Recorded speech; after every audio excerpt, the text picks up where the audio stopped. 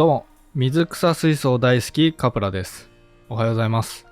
皆さんは水草レイアウト好きですか？今現在、水槽11台管理している私ですが、この中に作っていない水草レイアウトのテーマがあります。それは草原レイアウトです。めちゃくちゃ好きなんですよ、草原レイアウト。私が憧れた水草レイアウトの一つが草原レイアウトです。それなのに作っていないのには理由があります。過去に草原レイアウトで非常に苦労した思い出がありました。トリミングは大変だし、ミスト式で立ち上げたら苔が生えるし、ちょこっとトリミングをサボったらあっという間に下葉が枯れちゃったりしました。皆さんは草原レイアウトをうまく管理できますか？私はそんな経緯もあって、心なしか、そして潜在的に草原レイアウトを避けてたのかなと改めて振り返ってみるとそう思います。アクアリウムを始めて24年が経ちました。2024年11月、そろそろ25周年です。テレビアニメワンピースと一緒です。25周年です。ちなみにビアードパパも25周年です。お邪魔女ドレミも20。改めてここで草原レイアウトにチャレンジしようと立ち上げたのが前々回公開した動画というわけです。もう見てくれましたか？まだ見てない方見てくれると嬉しいです。概要欄にリンク貼っておきますね。私もいろいろと経験を積み、そして仕事もだんだんとやることが増え、非常に人生で脂の乗った世代になってまいりました。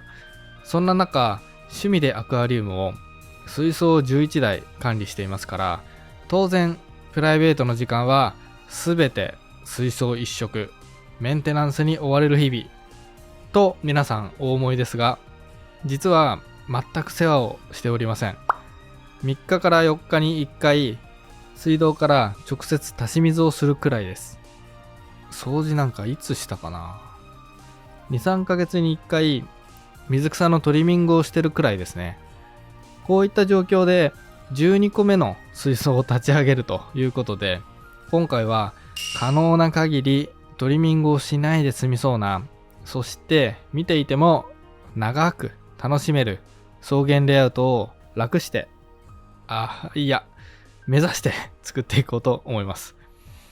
今回のこの動画と次の動画で水槽が仕上がる予定です。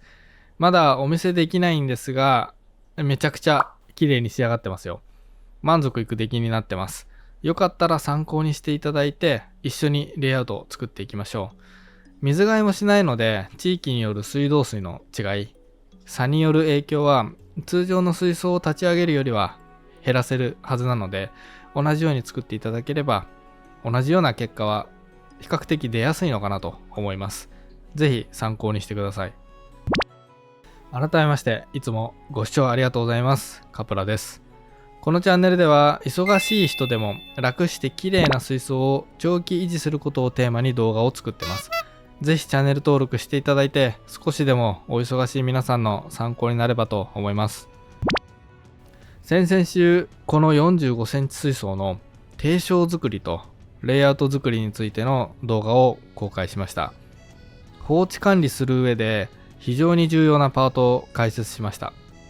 そして1回飛んじゃって、前回はスポットライトの適正光量、照射距離について動画を出しました。実は前回の動画も今回の立ち上げに少しだけ関わってきます。やっぱり楽に放置管理する水槽で最も大事なことって光の光量設定なんですよね。どんなライトでもいいんですけど、適正な光の量に設定することが大事です。それをこの間やりまして、まだ見ていない方はそちら参照してください。で、今回なんですけど、水草を植えて水を入れてライトで照らしていきます。草原レイアウトを作る流れとしてはこんな感じです。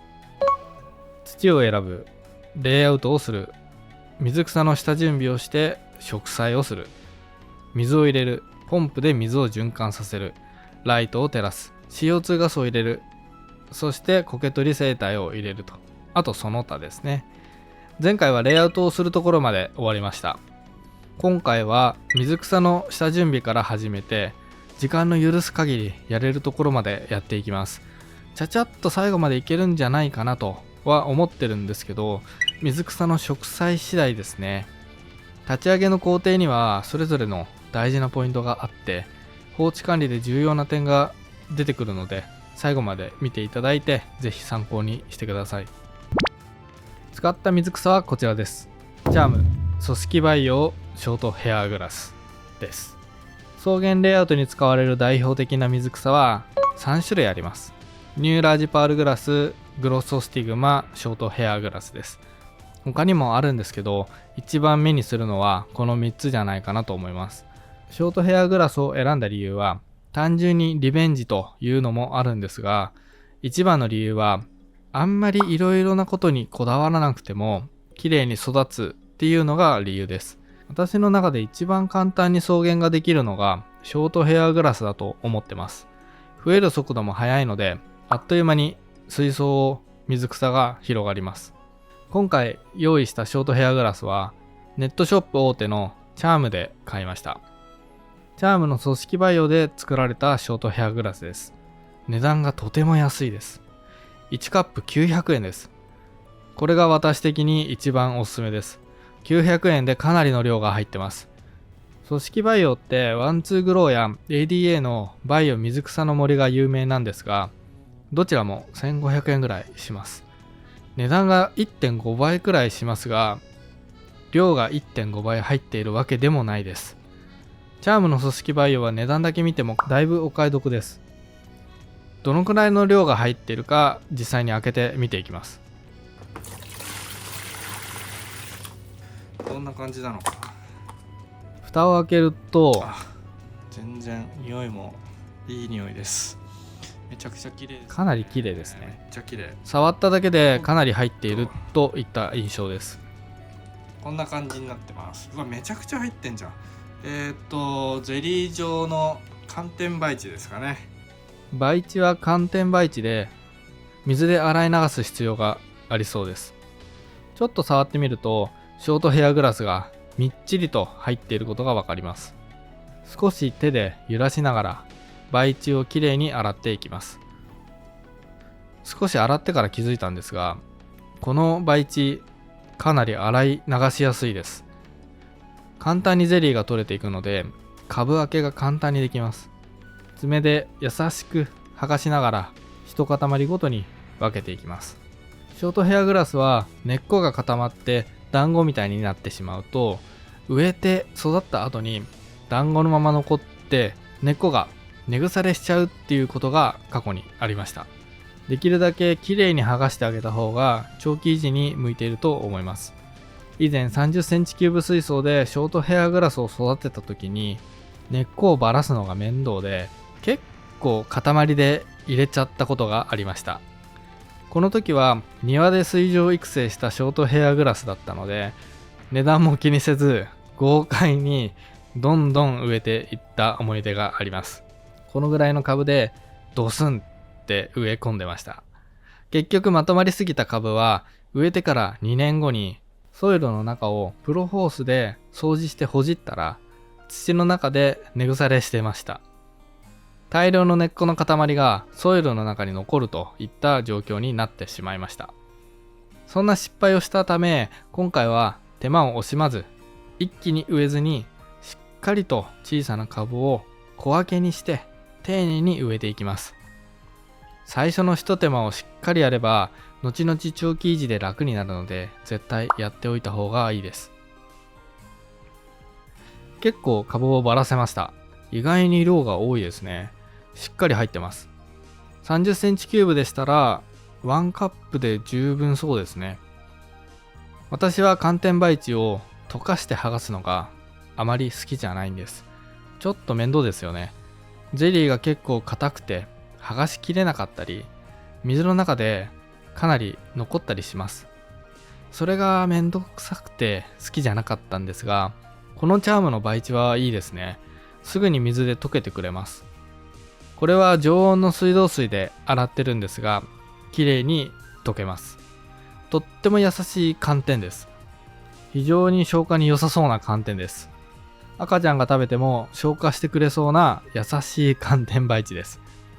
中に入っている水草はこういうように植えやすい小さい株になっているのもありますが、その一方でランナーで伸びて連なっているのもあります。これは少し植えづらそうです。はい、これで完全にばらせました。1カップ分ですが結構ありますね。ではこれを植えていきます。植えていくのは横幅45センチ、奥行き30センチのエリアです。レグラスの F450 という水槽にパウダータイプのソイルを使っています。パウダータイプはショートヘアグラスのような細くて抜けやすい水草を植えるにはいいですよね。その上にソニーケミファのスタンプウッドを2個水槽の中心に置いてます。全体の 20% くらいが流木で占めてます。シャワーで適当に水を染み込ませてから植栽します。ちなみに流木はすでに別の水槽の中であらかじめ沈めておいたものを使ってます。流木が乾いたまま水を入れてしまうと浮き上がってレイアウトがめちゃくちゃに壊れてしまいます。一度バケツで沈めておかないと後で後悔します。この失敗何度もやったんですよね。皆さんは気をつけてください。植栽ってすごく地味ですよね。とっても地味な作業です。でも水草を植えている時が一番楽しいです。ひたすら田植えです。私は田植えをするのに特にツールはこだわりを持っていません。その辺で1500円ぐらいで買った長めのピンセットを使ってます。植え始めて10分が経ちました。一株ずつ丁寧に植えています。これでようやく全体の半分です。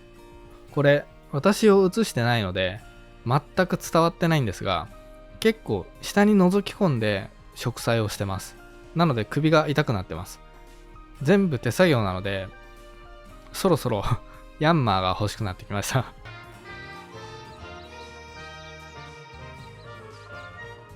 さらに10分が経ちました。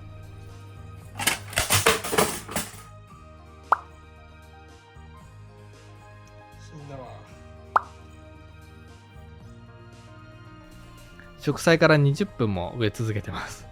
全体の 80% はようやく植えれましたね。ちょっと疲れてきました。さすがにあくびも出ちゃいます。ランナーで植えていた植えづらい株も植えていきます。縦に株を並べてそのまま植えちゃえばこういう形でも植えられますね。植え始めから30分で1カップすべてを植え終わりました。思ったより時間がかかりましたね。ショートヘアグラスの組織培養カップをばらし始めてから約40分で1カップ植え込みが終わりました。この45センチ水槽をこれだけ植えることができました。でもまだ植え切ってません。チャームの組織培養ショートヘアグラスはパッと見30センチキューブ1個丸ごと植えられるくらいの量が入ってます。45センチ水槽だと1個半は必要かなと思いました。2カップあれば60センチ水槽全面に植えられそうです。30センチキューブで1個、60センチ水槽で2個必要です。45センチ水槽だと1個半ですね。ちょっと余ります。中途半端ですね。ちなみになんですが、植えるとき、片手で株をまとめて持って、ピンセットで少しずつばらしながら植えるのが一番早いです。最初に全てばらしてから植えるより断然早いです。今回どれだけの株が入っているか検証するために全てばらしましたが、真似しない方がいいです。植えるのにめちゃくちゃ時間かかります。あと腰と首が疲れます。はい、完成です。すべて45センチ水槽に植え終わりました。結局2カップすべて植えちゃいました。そんなに植えるつもりはありませんでした。流木があるんで1カップ半で良かったんですが、2カップ無理やり詰め込みました。ある程度詰め込んじゃった方が後々成長も早いんでよしとしましょう。流木がなかったら普通に2カップで良かったかもしれません。流木がなくてショートヘアグラスだけ植えるんであれば2カップで十分だったと思います。60センチ水槽でも2カップでいいなと植えてみて思いました。見てください。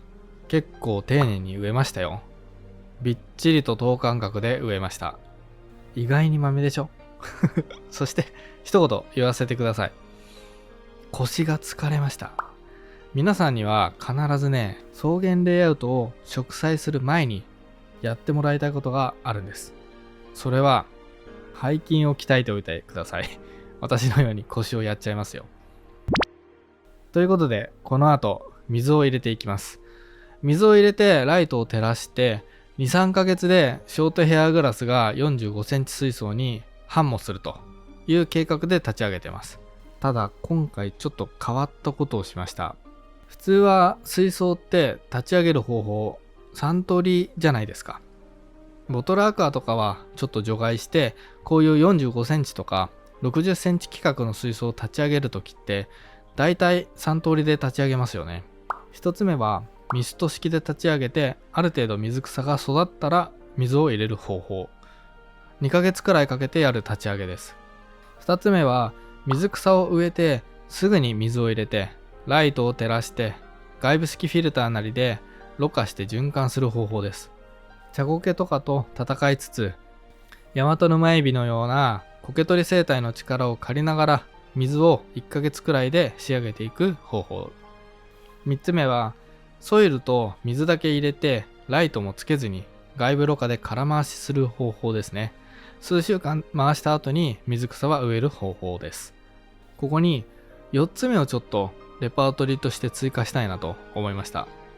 それはフィルターでろ過をせず、循環ポンプだけで水を中で回して抵抗量で水草を育てつつ CO2 も添加しちゃうと。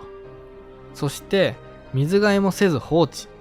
水が蒸発したら水道水を足すだけと。これをレパートリーとして4つ目に追加したいなと思って実際にやってみました。これどうなると思いますか？ショートヘアグラスがどのくらい育つと思いますか？苔とかどれくらい出そうですかね？やったことある人もしかしたらいるかな？皆さんの予想をコメントでお待ちしております。それではまた次回です。